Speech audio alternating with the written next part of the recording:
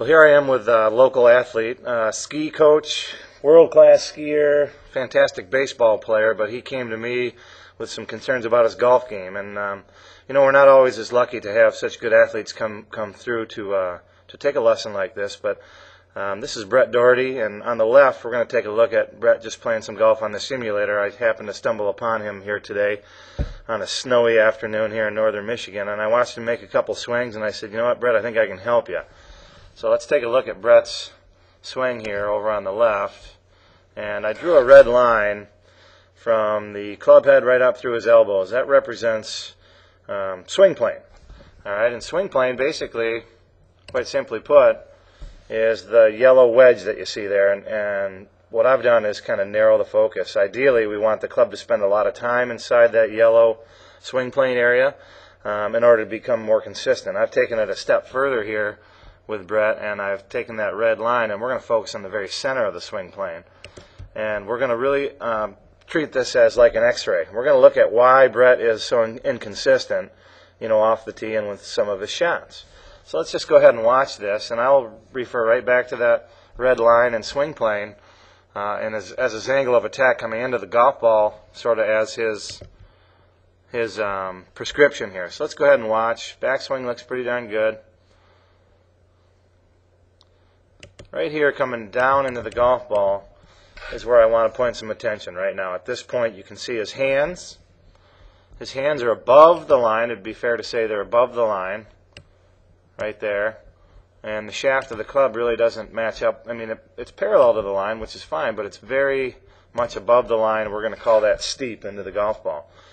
Okay, so you can use different terms like he'll swing from outside to in, basically coming down through the ball. Now go ahead and watch as I take away those last couple of shots. Okay, so a baseball player, Brett being a baseball player, it looks like he's swinging, he's on top of the ball, trying to hit the ball hard down the left field line. All right, and so what I said to Brett, and what seemed to hit home, and I'll let him give you a couple of comments here in a second, that I wanted him to feel like he's swinging more down, like out to right field from home plate. He's the batter, referring to a sport that he's pretty darn good at. Feel like you're swinging out, hitting a high, hard fly ball out to right field. So I put a couple things in his way here on the right-hand side now, and we'll compare the two videos here in just a second. But let's look at literally Brett. I'm thinking it was probably 10 minutes later, right? We took another picture. About 10 minutes later, I put that yellow tube you can see here in the picture, sort of in his way, right there. All right. Now I was being pretty nice to Brett because he's kind of a little bigger and a little stronger than I am, so I had to ease my way into my relationship here with Brett. But I have that up above the swing plane line. Now, if he were to come above that plane line here with that device out there, he's gonna, he's gonna probably hit that thing, because here's where it would be. On that side, you can see as he comes in, boy, he's going to hit that thing every time. All right, so I have some feedback orientation here in his practice station. We've taken a shorter club, and we've asked him to go at a little slower speeds here to see if we can't get him to bring the club more from the inside on a better plane. So let's just go ahead and watch and see how we did. And you can see the yellow line I drew up through his elbows. Again, that represents swing plane. Much better. You can see him feeling, he's feeling like he's swinging out to right field more. And you'll start to see, as we put the two of them together, let's just take them right to the top. On the downswing, what a different position that is. Now he's got a chance, actually, to start to deliver the face of the golf club squarely to the ball. And watch what a difference it makes on the look of his finish.